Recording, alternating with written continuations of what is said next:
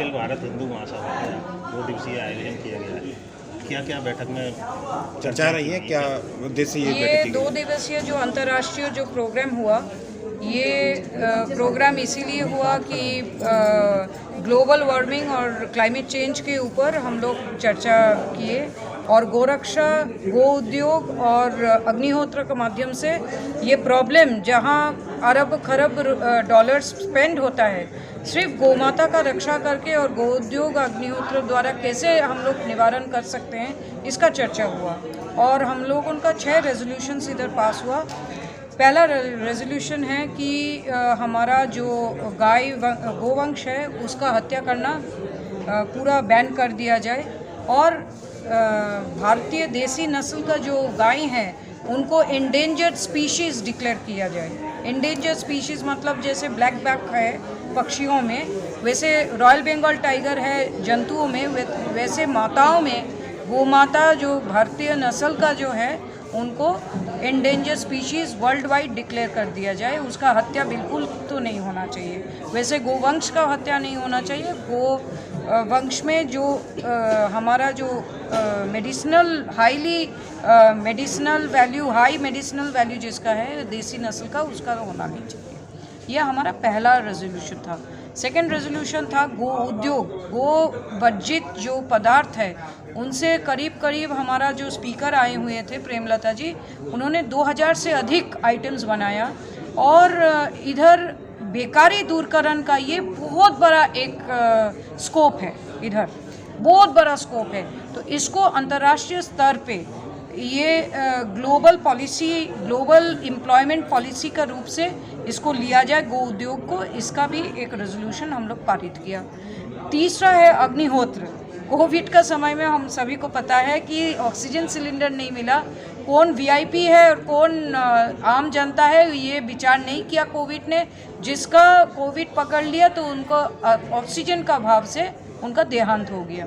अग्निहोत्र के माध्यम से जो ओजोन लेयर डिप्लीशन हो रहा है इसको रोक दिया जाएगा। तो इसीलिए अग्निहोत्र को भी इंटरनेशनल पॉलिसी में लिया जाए कि वायुमंडल में जो पोल्यूशन है और जो ओजोन लेयर डिप्लीशन हो रहा है उसको प्रिवेंट करने के लिए।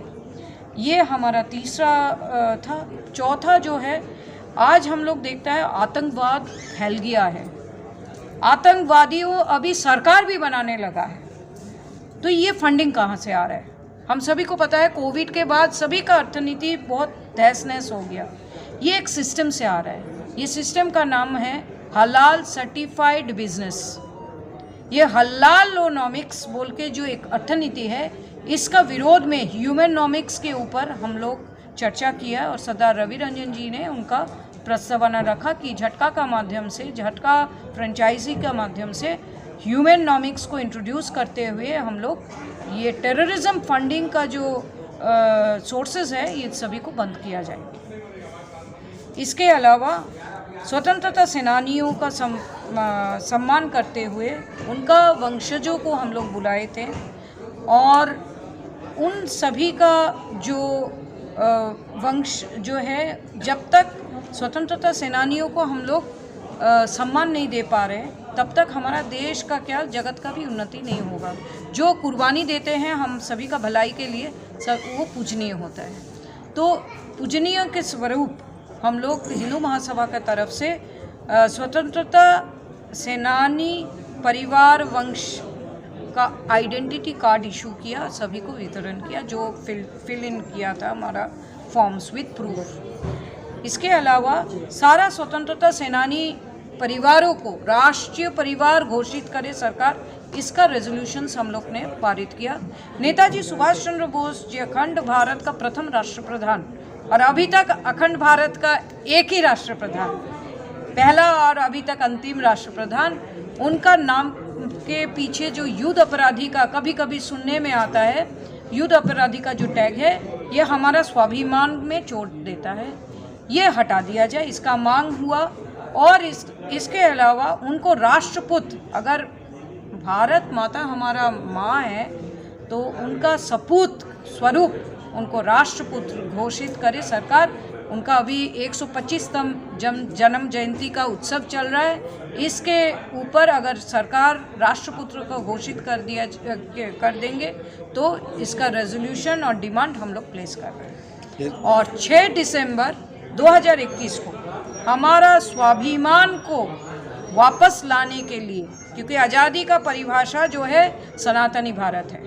जब तक सनातनी भारत नहीं होता तब तक हमारा पूरी आज़ादी नहीं मिलेगा। तो ये हमारा स्वतंत्रता सेनानी जो कुर्बानी दी है आज़ाद भारत के लिए, वो आज़ाद भारत का जो परिभाषा सनातनी भारत है उसका एक अंग स्वरूप ये 6 दिसंबर 2021 में कृष्ण जन्मभूमि जो अंतर्राष्ट्रीय एक स्थान है और दूर दूर से लोग आते रहते हैं इधर अपना भक्ति को प्रकाश करने के लिए, उधर में जो गैर सनातनी जो ढांचा है, आक्रमणकारी का जो ढांचा है, प्रतीक है, उसको हम लोग चुनौती देने के लिए आंदोलन करेंगे 6 दिसंबर 2021 को। कि आंदोलन का क्या स्वरूप रहेगा?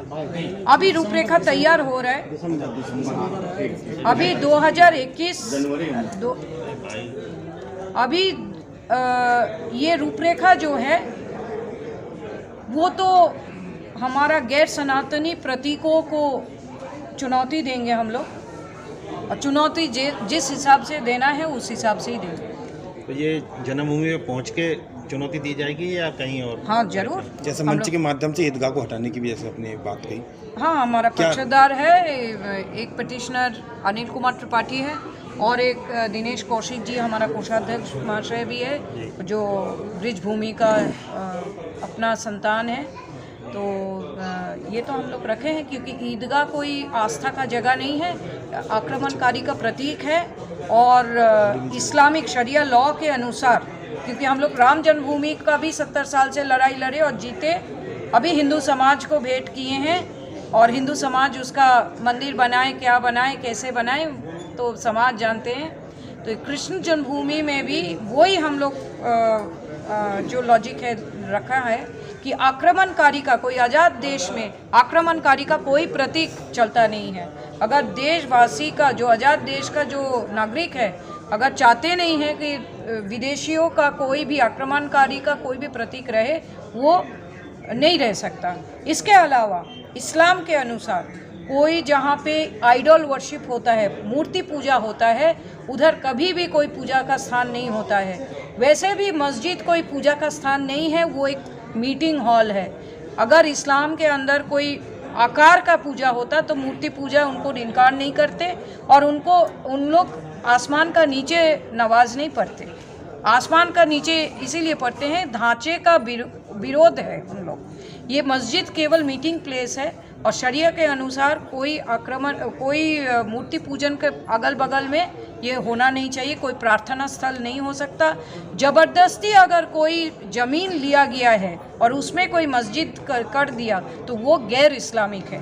तो इस्लाम के अनुसार भी ये गैर इस्लामिक ईदगाह है और हमारा सनातनी सोच के हिसाब से भी ये गैर सनातनी है, ये गैर कानूनी है, दोनों का हिसाब से गैर कानूनी है। अभी आपने मंच से ऐलान किया कि 6 दिसंबर को ईदगाह की जो ढांचा है इसको हम सब शब्द यूज़ नहीं किया, हम यही बोला कि जो हमारा आक्रमणकारी का कोई भी प्रतीक उधर जो है उनका मुकाबला किया जाएगा, उनको हम लोग चुनौती देंगे। इसी उद्देश्य से आपने जो मंच पे स्लोगन लिखा है, अयोध्या जीता है मथुरा भी जीतेंगे। ऑफ कोर्स, मथुरा हमारा स्वाभिमान है।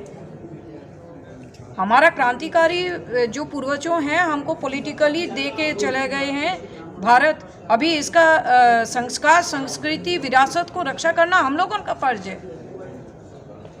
Okay, thank you. बहुत